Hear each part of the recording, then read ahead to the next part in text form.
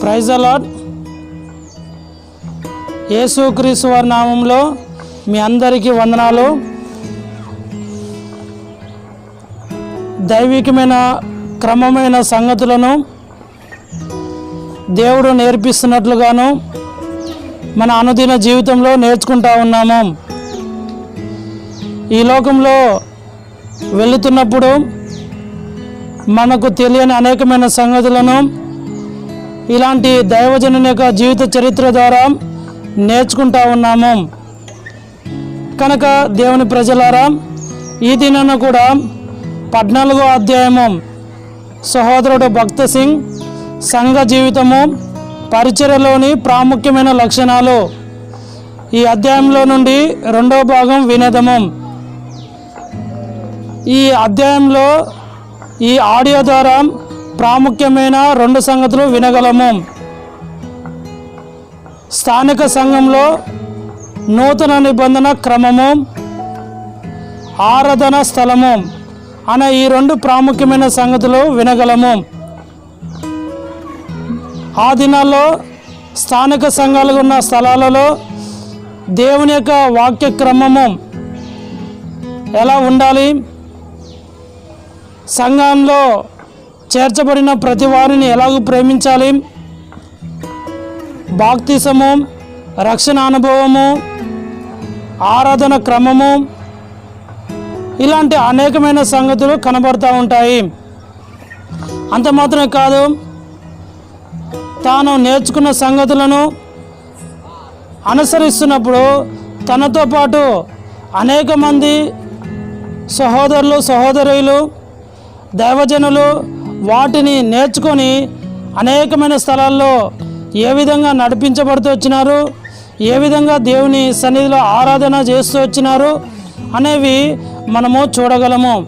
కనుక ప్రియమైన దేవుని ప్రజలారా, ఇలాంటి సంగతులు మనము వినుట ద్వారా మనము కూడా ఆరాధన క్రమము, సంఘంలో కొత్త నిబంధన యొక్క పద్ధతి, వాక్యంకు ఉన్న ప్రాధాన్యత ఏమిటి అనేది మనము తెలుసుకోగలము. కనుక నిరంతరము ఆయన మన కొరకు సంకల్పించిన ఈ సంగతులను వింటూ ఆయన కృపలో ఎదుగుతూ ఆయన సన్నిధిలో సంతోషంగా ముందుకెళ్ళినట్లుగా ప్రభు మనకు సహాయము చేయనుగాక. ఇప్పుడు ఆడియోను వినేద్దాము.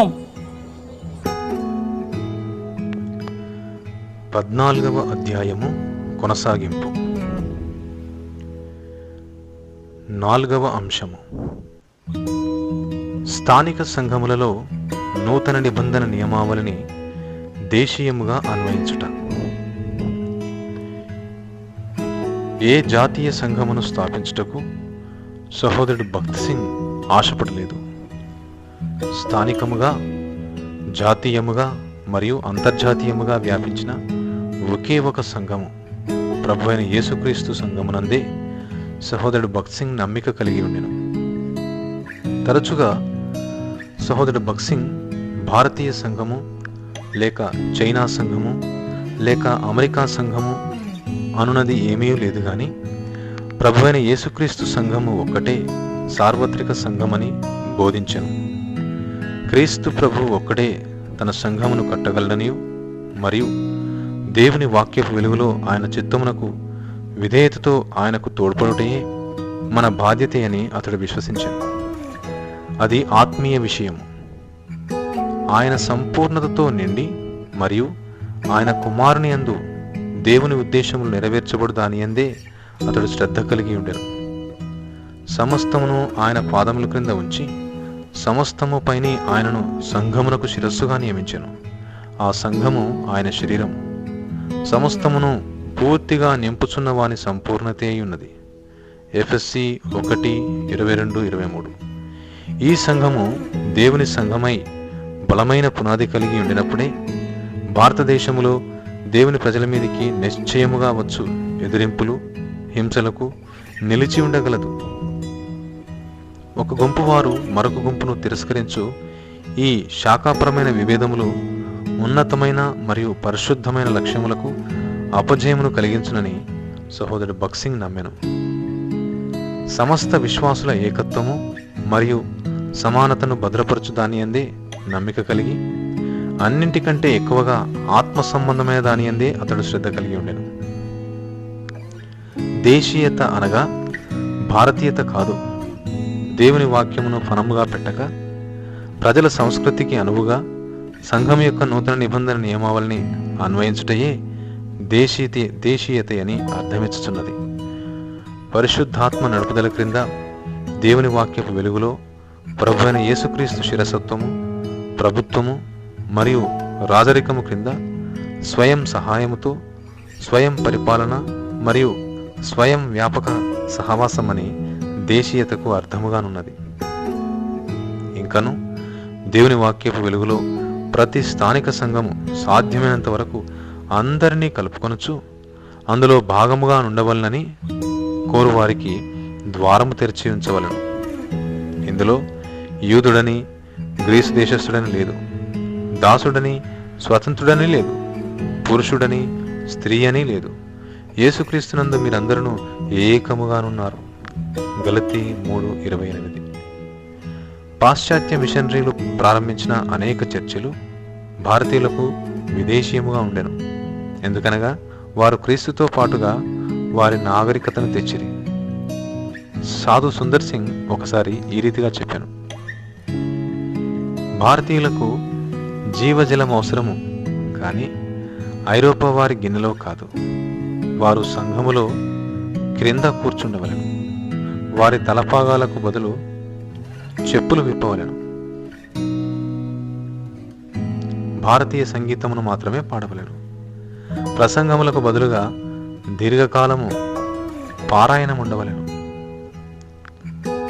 కొన్ని సంవత్సరముల తరువాత సాధు సుందర్ సింగ్ కోరికను నెరవేర్చుటకు దేవుడు సహోదరుడు బక్సింగ్ను వాడుకొనెను. సహోదరుడు బక్సింగ్తో సన్నిహిత సహవాసములో హైదరాబాదు హెబ్రోన్లో పనిచేసిన జార్జ్ వర్వర్ సహోదరుడు బక్సింగ్ పరిచర్య విషయమై ఈ రీతిగా చెప్పాను: దేవుని వాక్యమును ఫనముగా పెట్టక ఆది కాలంలోని పరిచర్యను ప్రస్తుత కాలానుగుణ్యముగా చేసిన అసాధారణమైనది సహోదరుడు బక్సింగ్ పరిచర్య. సామాన్యమైన పూర్వకాలపు సువార్తను ఇష్టపూర్వకముగా భారతీయ గిన్నెలో సహోదరుడు బక్సింగ్ అందించాను. ప్రజలు చెప్పులు తీసి నేల మీద పరచబడిన చాపల మీద కూర్చుండి భారతీయ వాయిద్యములతో భారతీయ సంగీతం ప్రతిధ్వనించినట్లుగా పాడుచుండేది. అతని వర్తమానములు దీర్ఘముగాను సామాన్యముగాను లేఖనములతో నింపబడి అనుగుణమైన సాక్ష్యపు కథలతో వివరణలతో నిండి ఉండెను. సహోదరుడు బక్సింగ్ ప్రజలను నవ్వించడివాడు మరియు గాఢమైన భక్తిలోనికి నడిపించడివాడు. ఆదివారము ఆరాధన కూడిక తరువాత ప్రజలందరూ చాపల మీద కూర్చుండి ప్రేమ విందు కలిసి భోజనము చేసి ఒకరితో ఒకరు సహవాసం కలిగి ఉందరు. సహోదరుడు బక్సింగ్తో కలిసి పనిచేసిన కెనడా దేశపు మిషనరీ డానియల్ స్మిత్ ఈ రీతిగా చెప్పాను: సహోదరుడు బక్సింగ్ స్థాపించిన ఈ విశ్వాస సమాజములు వాస్తవికముగా దేశీయమైనవి. పాశ్చాత్య పద్ధతులకు లేక పాశ్చాత్య చర్చిలకు మరియు పాశ్చాత్య మిషనరీలకు వ్యతిరేకముగా ప్రారంభించిన భారతీయ సంఘములకు ఈ సమాజములకు ఎంతో వ్యత్యాసం ఉన్నది. సహోదరుడు బక్సింగ్ స్థాపించిన విశ్వాస సమాజములకును నూతన నిబంధన నియమావళిని అనుసరించక దేవుని వాక్య ప్రకారము దేశీయత లేని సంఘములకును ఉన్న వ్యత్యాసమును తెలియజేయుటకు కొన్ని ఉదాహరణలు ఇచ్చేదను. మొదటిది హిందూ క్రైస్తవ సంఘం. 1857 సంవత్సరంలో తమిళనాడులోని ప్రకాశపురములో ఏ సత్తం పెళ్ళై స్థాపించిన హిందూ క్రైస్తవ సంఘము దేశీయ క్రైస్తవ సంఘముగా పిలువబడుటకు తగిన లక్షణములు లేవు. క్రిస్టియానిటీ ఈజ్ ఇండియన్ అను పుస్తకంలో వై విన్సెంట్ కుమారదాసు ఈ రీతిగా వ్రాశారు: మిషనరీ ఆధిపత్యములో స్థాపించబడిన సంఘములలో షనార్ ప్రస్తుతపు నాడార్ కులస్తుల కార్యక్రమములను బహిరంగముగా జరిగించలేకపోవటం వలన వాటిని జరిగించుటకై హిందూ క్రైస్తవ సంఘం ఏర్పడినది. నాటుకొని పోయిన మిషనరీ ఆధిపత్యము నుండి తప్పించుకుని షనార్ అనగా నాడార్ కులము నుండి క్రైస్తవ మతంలోనికి వచ్చిన వారు వారి కోరికలను ఉద్దేశములను నెరవేర్చుకున్నటకై హిందూ క్రైస్తవ సంఘముగా ఏర్పడింది. షనార్ కులస్తుల మధ్య బహువేగముగా విస్తరించి వ్యాపించుచున్న క్రైస్తవ్యములో వారి గుర్తింపు, బలము, భద్రత మరియు సౌకర్యముల కొరకు ఒక ప్రత్యేక క్రైస్తవ వర్గముగా ఉండవలనని భావించిరి. వారి ఆశ్రయము కొరకు, బలము కొరకు తమ కులమును కాపాడుకొనవలసి వచ్చినది. వాస్తవముగా వారు క్రైస్తవ మతంలోనికి మారట ద్వారా ఇంతకుముందు వారి మీదనున్న ఆంక్షలు, రోడ్డు మీద నడవకూడదు, బావి నీళ్లకు రాకూడదు, పై వస్త్రము ధరించకూడదు, విచక్షణరహితముగా పన్నులు వేయుట మరియు వెట్టి చాకిరి మొదలగు వాటి మీద అధికారం పొందిరి. సత్తం పిళ్ళై పాశ్చాత్య మిషనరీలను నిందించి వారి సంఘమునకు నకిలీ సంఘముగా హిందూ క్రిస్టియన్ చర్చిని స్థాపించారు మరియు హైందవ ఆచారములు యూదా ఆచారములకు సమాంతరముగా ఉన్నవని చెప్పి ఈ ఆచారములకు లేఖనముల అనుమతి ఉన్నదని సమర్థించుకొనెను. 1883వ సంవత్సరంలో అంతర్గత పోరాటములు కలిగి ఈ సంఘము చీలిపోయి సత్తం పిళ్ళైకి కొద్దిమంది అనుచరులే మిగిలిపోయిరి. 1919వ సంవత్సరం జనవరి 16న అతడు మరణించు సమయమునకు ఈ కొద్దిమంది కూడా అతనితో లేకుండా పోయిరి. ఈ కొద్దిపాటి వృత్తాంతం ద్వారా హిందూ క్రిస్టియన్ సంఘము నూతన నిబంధన నియమావళిని అనుసరించలేదనియు మరియు దేశీయముగా ఉండలేదనియు గ్రహించుచున్నాము.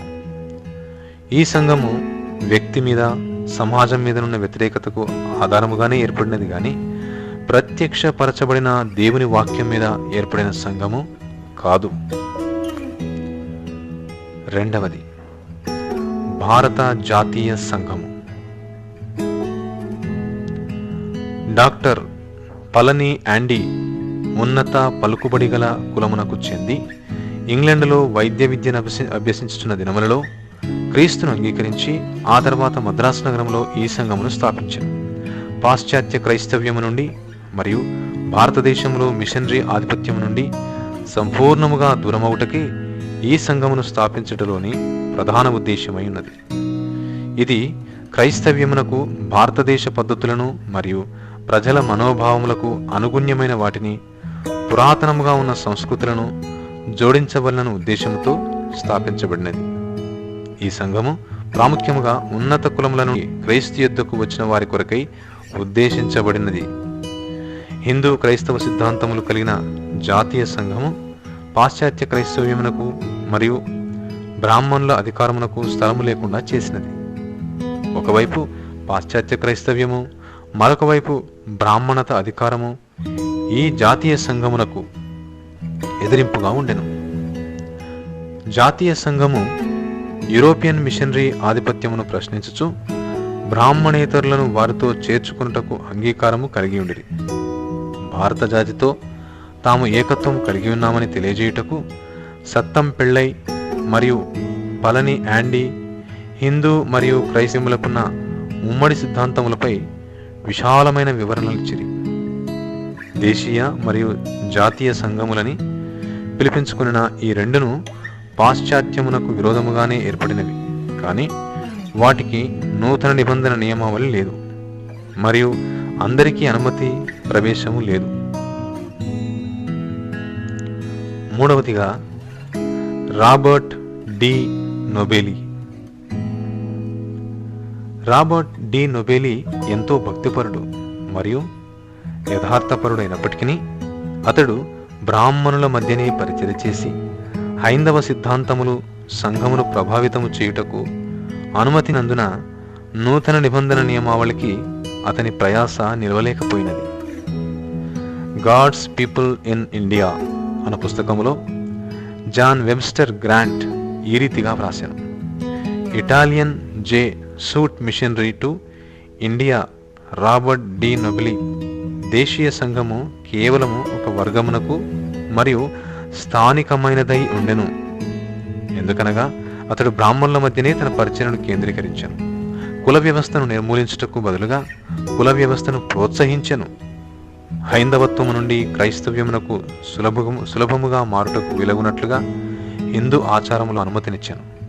కనుక డి నొబెలి బోధకు ప్రజలు అంగీకరించినందున అనేకులు బాప్తిసం పొందారు. అయితే 40 సంవత్సరాల తర్వాత 26 మంది బ్రాహ్మణ క్రైస్తవులు మాత్రమే నిలిచిరి. 4వది the saint Thomas Christian church of Kerala. ఇది భారతదేశంలోని అతి పురాతనమైన క్రైస్తవ సమాజం కనుక దీనిని విదేశీయముగా కాక భారతావనిలో భాగముగా ఎంచబడినది. ఈ సమాజమును పూర్తిగా దేశీయమని పిలవలేము. ఎందుకనగా ప్రభువైన యేసుక్రీస్తు శిష్యులలో ఒకరును 12 మంది అపోస్తలులలో ఒకరైన సెయింట్ థామస్ ద్వారా స్థాపించబడింది. వారు వందల కొలది సంవత్సరములు పర్షియన్ మతాధికారము కింద పరిపాలించబడిరి. స్థానిక భాష అయిన మలయాళము కాక వారి మతారాధనకు సిరియా భాషను ఉపయోగించిరి. వారి సమాజంలో సభ్యత్వము ఎన్నికైన వారికే గాని అందరికీ కాదు, మరియు వారిలో సువార్తీకరణ ఆసక్తి లోపించినది. A history of Christianity in India అను పుస్తకంలో స్టీవెన్ నీల్ ఈ రీతిగా వ్రాశాను: కేరళలోని క్రైస్తవ వ్యాపార వర్గమునకు హైందవ పరిపాలకులు చెప్పుకొనదగినన్ని ఆధిక్యతలిచ్చిరి.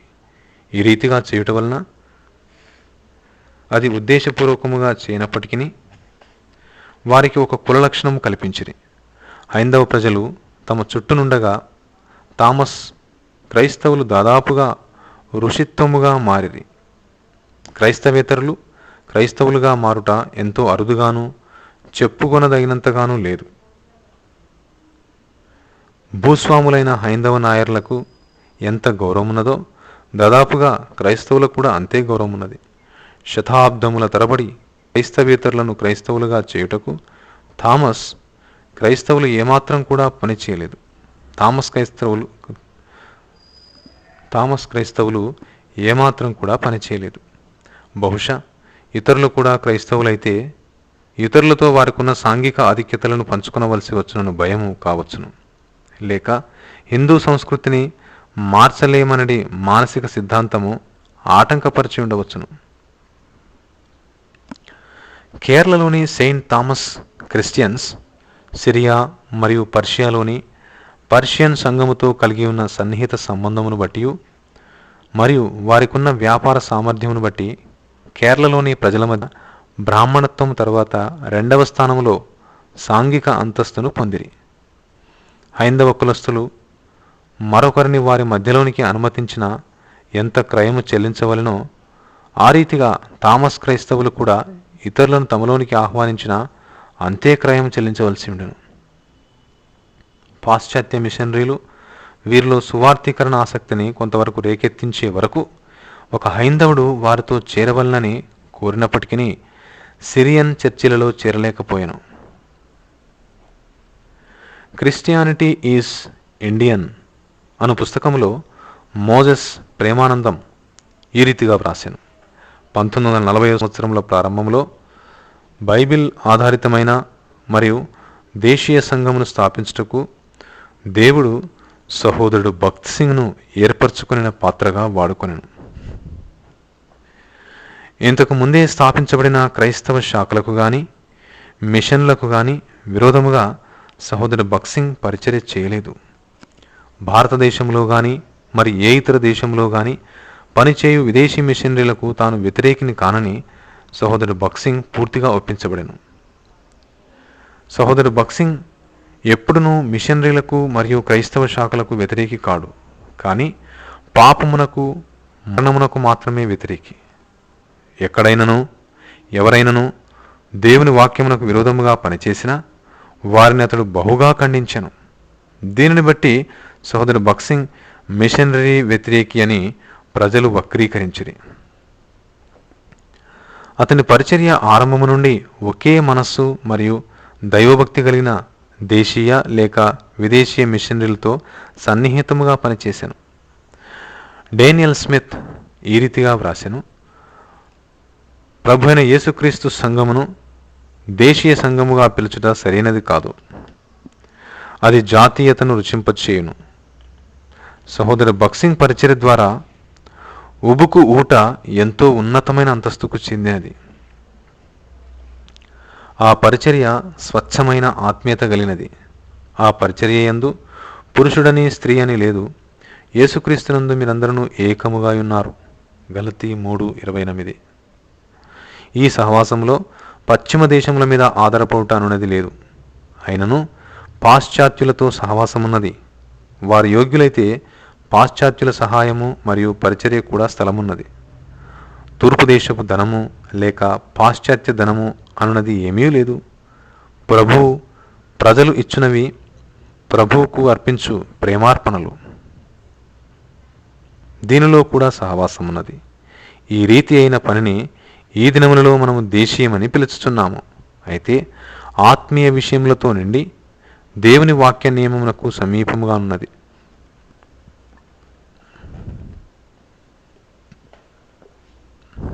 క్రీస్తు సంపూర్ణతను బయలుపరచు నిమిత్తము స్థానిక సంఘములు ఏ శాఖకును ఏ గుంపుకును చెందకయుండు సంఘముగా ఉండవలనన్నది సహోదరు బక్సింగ్ ప్రత్యక్షతే ఉన్నది. అందును బట్టియే దేవుని వాక్యం మీదనే సంపూర్ణముగా ఆధారపడిన నమూనా కొరకు సహోదరు బక్సింగ్ వెదికెను. దేశీయ సంఘములను కట్టుటయే గాక మరొక ప్రాముఖ్యమైన అంశమున్నది. ప్రభువైన యేసుక్రీస్తు సంఘమునకు శిరస్సై ఉండగా ఆయనను ప్రతిబింబ చేసి ప్రకాశింపజేసి మరియు ఆయనకు ప్రతినిధిగా ఉండవలనని సంఘ విషయమై సహోదరు బక్సింగ్ కోరిక కలిగి ఉండెను.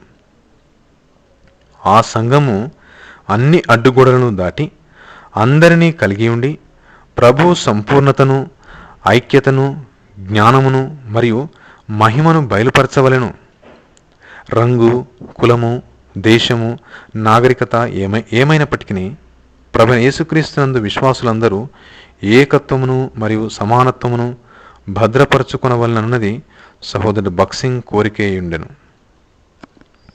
విలువైన చర్చి కట్టడంలో దొరకని ఆత్మీయత నిమిత్తము స్వల్ప ఖరీదుతో నిర్మించిన హాలు లేక ఇంటిలో స్థానిక సంఘములను స్థాపించుటకు ప్రభువు సహోదరు బక్సింగ్ను మరియు అతని జతపని వారిని ఎంతో ఉపవాస ప్రార్థన అనంతరము నడిపించెను. విశ్వాసులను నేల మీద పరచబడిన చాపల మీద పురుషులు ఒకవైపు స్త్రీలు ఒకవైపు కూర్చుండుటకు ప్రోత్సహించిరి. వారి చెప్పులు విప్పి కూర్చుండిరి. దేవుని వరం పొందిన వారు ఆరాధనా స్తుతి గీతములను రచించి భారతీయ సంగీతమును కూర్చి భారతీయ వాయిద్యములతో పాడిరి. దేవుని వాక్య ప్రకారము విశ్వాసులందరి యాజకత్వ పరిచర్య యందు సహోదరు బక్సింగ్ నమ్మిక కలిగి ఉండెను.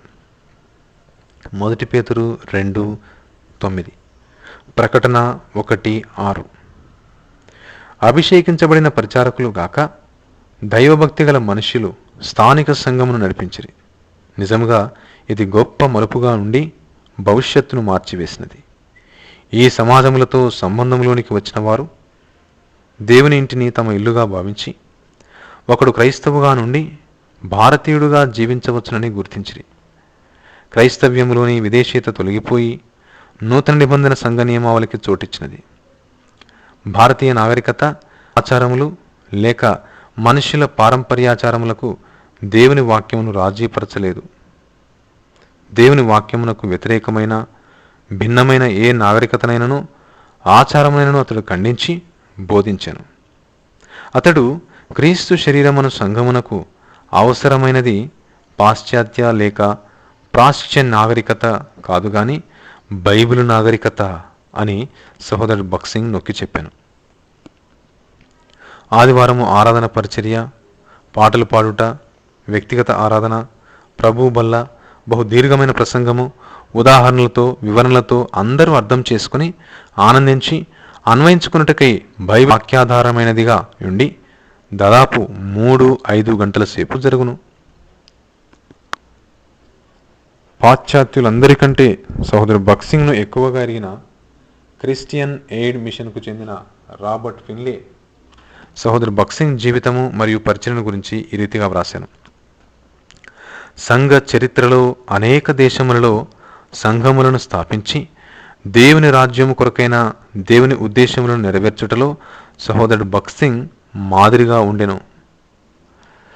అపోస్తలుల కార్యము పుస్తకములో ప్రభు రాజ్యము ప్రతి ప్రజకు, ప్రతి భాష మాట్లాడు వారికి, ప్రతి తెగకు, ప్రతి జాతికి ఏ రీతిగా వ్యాపించునో ఆ నమూనాను ప్రభు బయలుపరిచెను.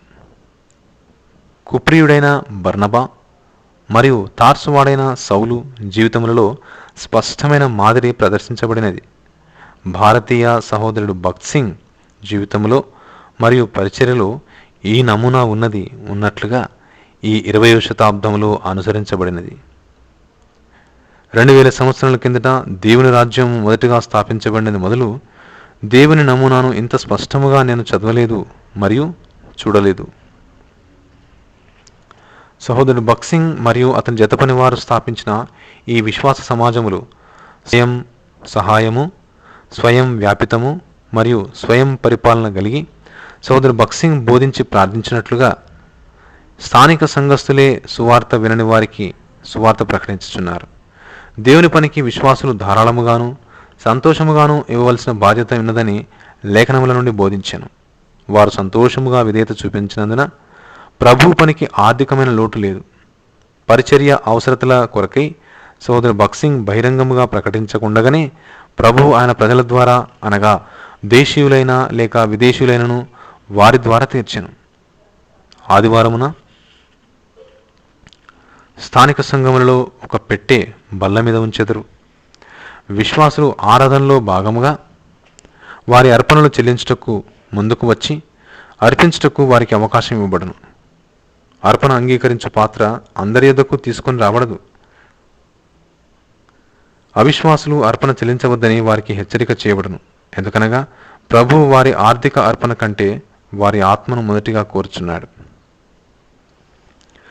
ఈ విశ్వాస సమాజముల ఆర్థిక అవసరతల కొరకై స్వయం సహాయముగా ఉండునని సోదరు భగత్ సింగ్ను గురించి గత కాలంలో ఆఫ్ఘనిస్తాన్కు మిషనరీగానున్న డాక్టర్ క్రిస్టీ విల్సన్ ఈ రీతిగా వ్రాసాను.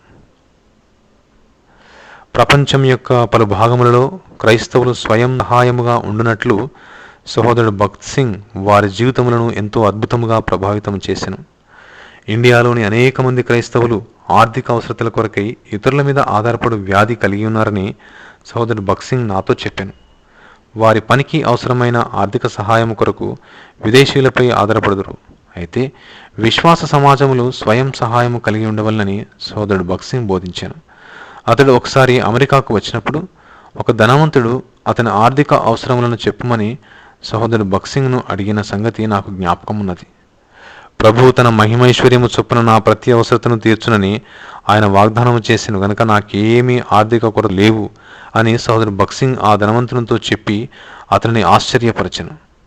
అతడు ఎంతో ఎక్కువ మొత్తం కొరకై చెక్కు అందజేయగా సహోదరుడు భగత్ సింగ్ దానిని నిరాకరించాను. సహోదరుడు భగత్ సింగ్కు ఎంతో డబ్బు అవసరమని అతడు తలంచినందున సిగ్గుపరచబడెను. సహోదరుడు భగత్ సింగ్ స్థాపించిన పని స్వయం సహాయము గనుక ఇది ఎంతో ప్రాముఖ్యమైన నియమమని నేను తలంచెదను. కొరియాలోని సంఘములు కూడా స్వయం సహాయముతో పనిచేయుచున్నందున ఆ సంఘములు ఎంతో బలముగా ఉన్నవి. సహోదరు భగత్ సింగ్ ఈ దర్శనమును పొంది తన పని కొరకై పాశ్చాత్య సంఘములపై ఆధారపడక అవి దేశీయముగాను స్వయం సహాయముగాను ఉండునట్లు ఆపించెను.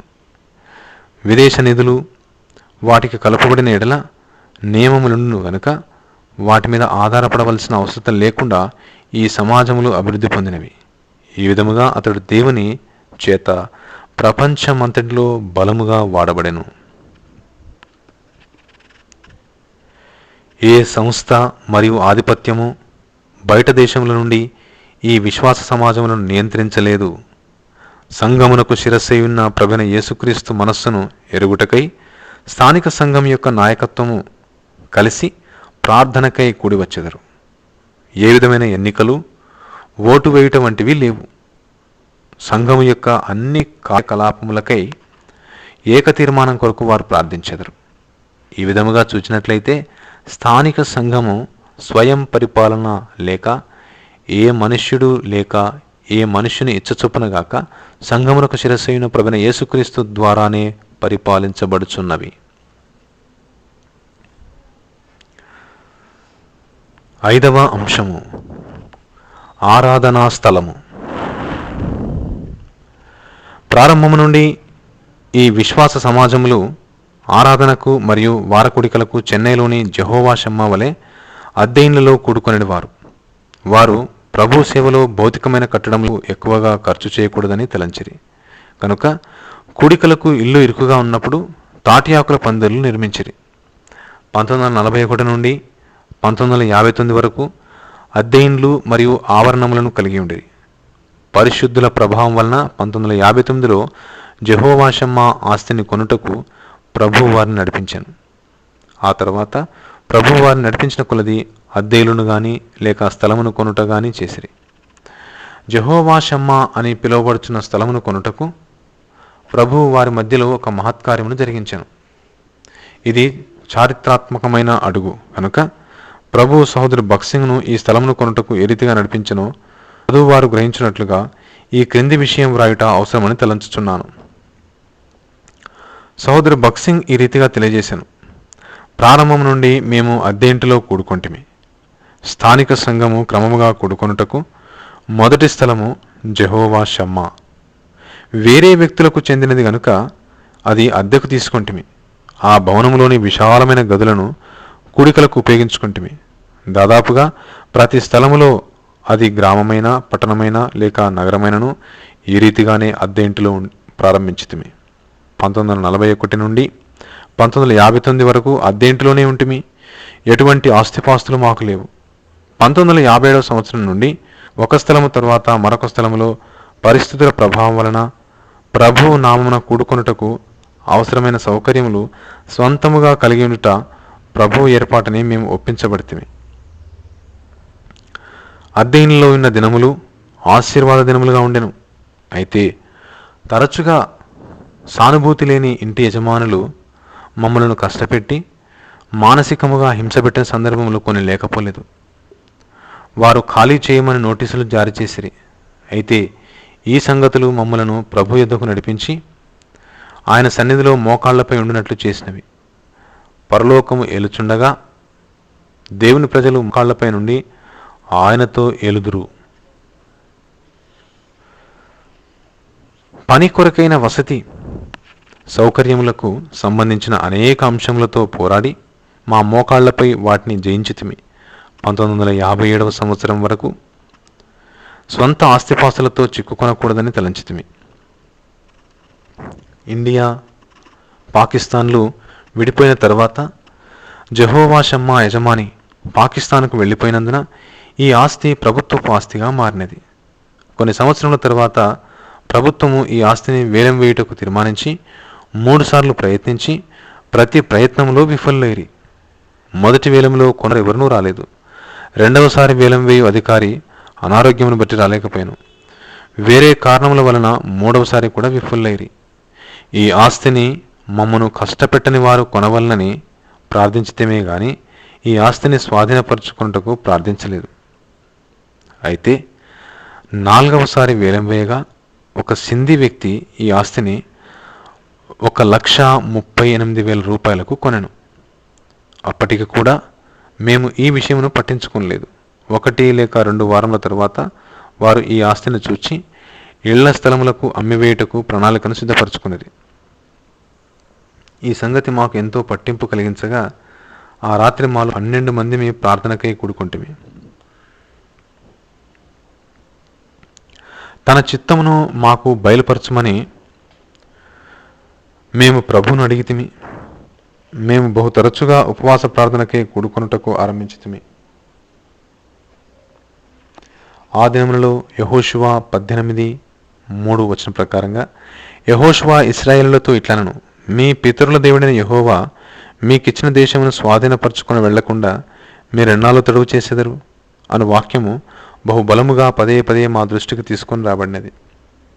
చివరకు ఈ ఆస్తిని 1,35,000 రూపాయలకు కొనుటకు ఒక దరఖాస్తు తయారు చేసి ఈ మొత్తమును 3 వాయిదాలలో చెల్లించుటకు అనుమతి కోరుచు ప్రభుత్వమునకు విజ్ఞప్తి చేసితిమి.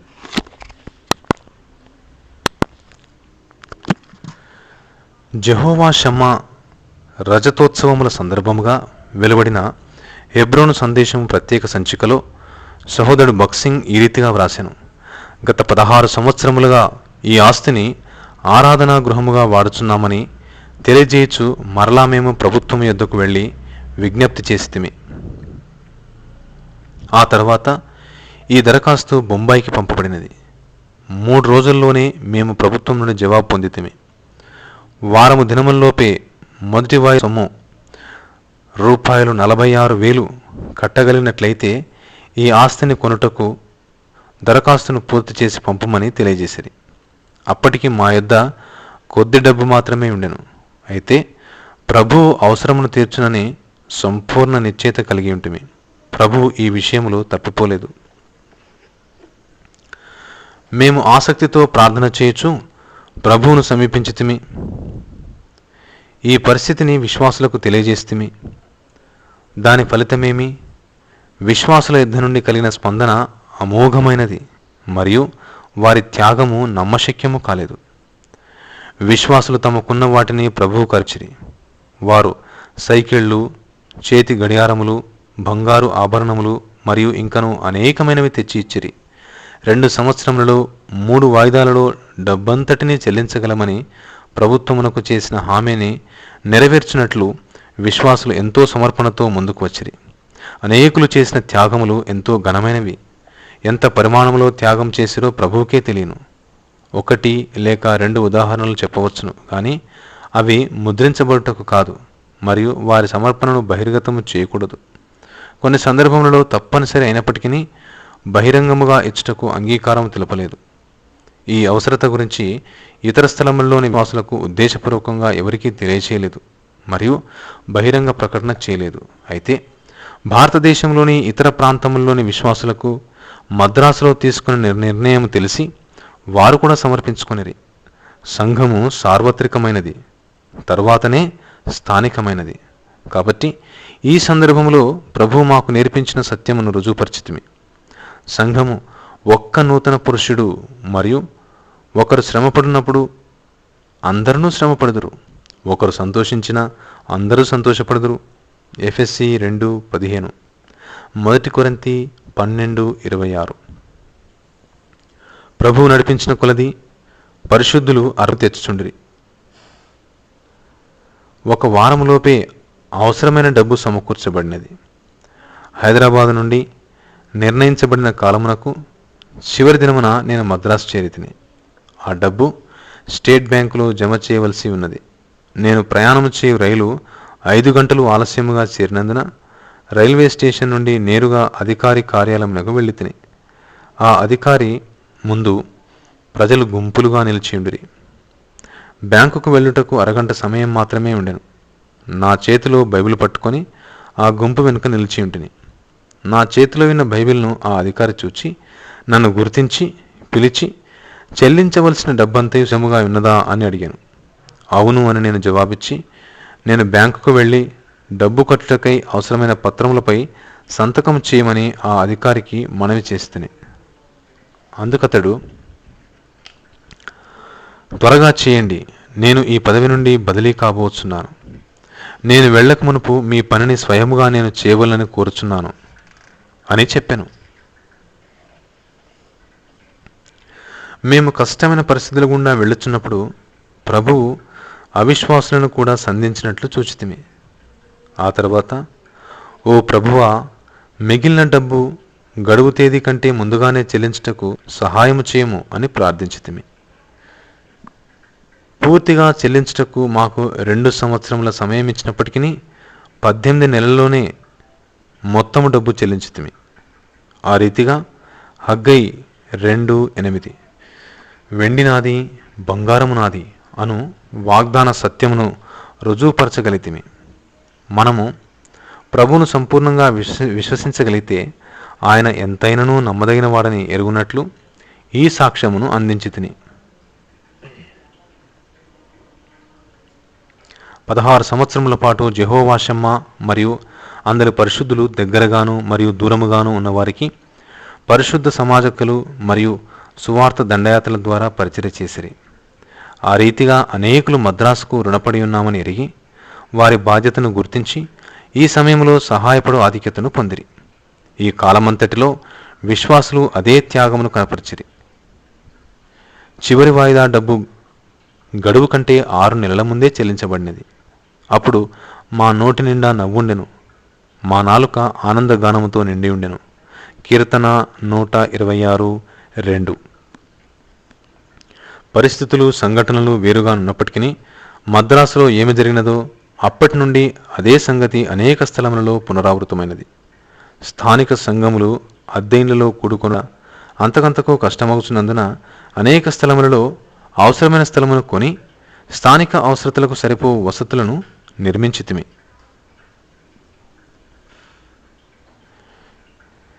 ఎవరికిని వారి అవసరత తెలియజేయకుండగానే హెబ్రోను ఆస్తి అంతయు ఈవిగా ఇవ్వబడినది.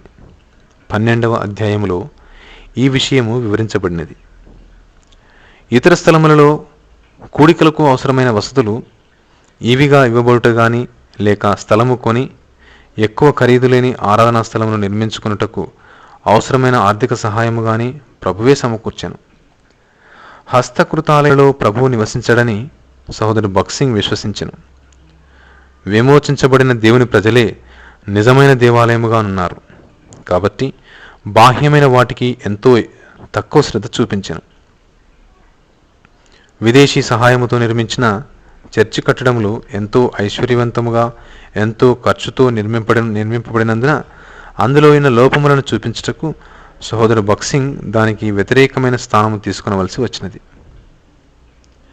ఎ prophet of God, boxing of India అను పుస్తకములో డేనియల్ స్మిత్ ఈ రీతిగా వ్రాశాను: పాశ్చాత్య నమూనాతో గొప్ప రాతి కట్టడములకు బదులు వెదురుతో అమాన్యమైన పాకలను అతడు నిర్మించాను.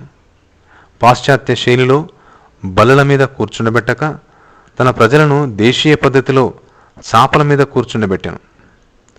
వరములు కలిగిన అతని జతపనివారు పాటలు రచించి దేశీయ సంగీతమును కూర్చిరి.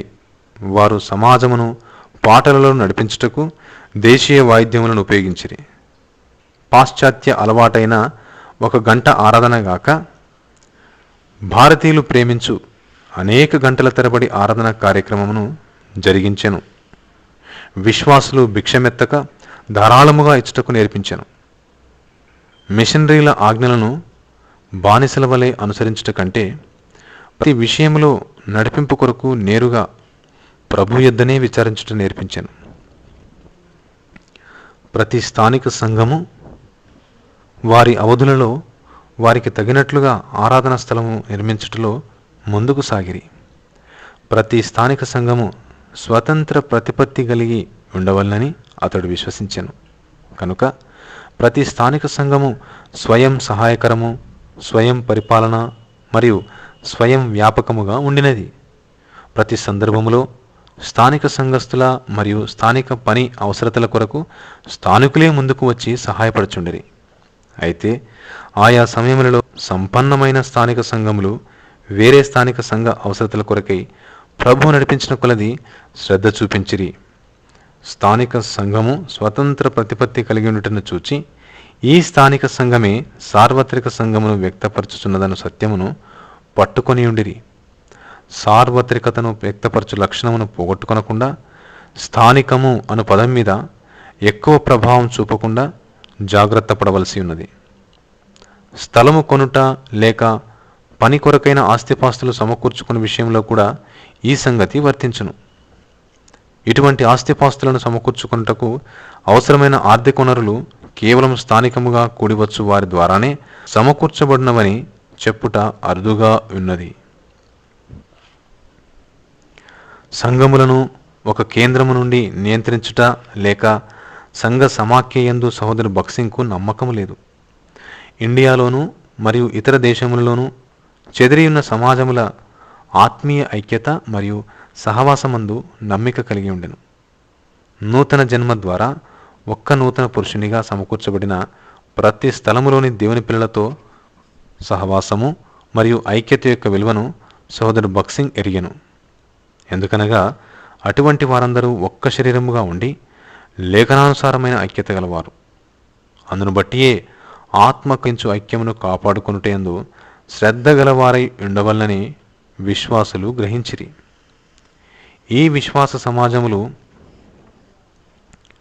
సముద్రమునకు ఆవలనున్న వారి చేత నియంత్రించబడలేదు. ఏ కేంద్రము నుండి వారు సలహాను, నియంత్రణను మరియు సహాయమును పొందలేదు. ఇతర దేశముల్లోని సహపాఠి విశ్వాసులు మరియు కలిసి పనిచేయువారు సలహాలు ఇవ్వలేదు, నియంత్రించలేదు మరియు ఆర్థిక సహాయం అందించదమని హామీ ఇవ్వలేదు. భారతదేశంలో పరిచర్య చేయువారు భారతదేశంలోని సంఘమునకు లోబడి ఉండుటయందే నమ్మిక కలిగి ఉండిరి.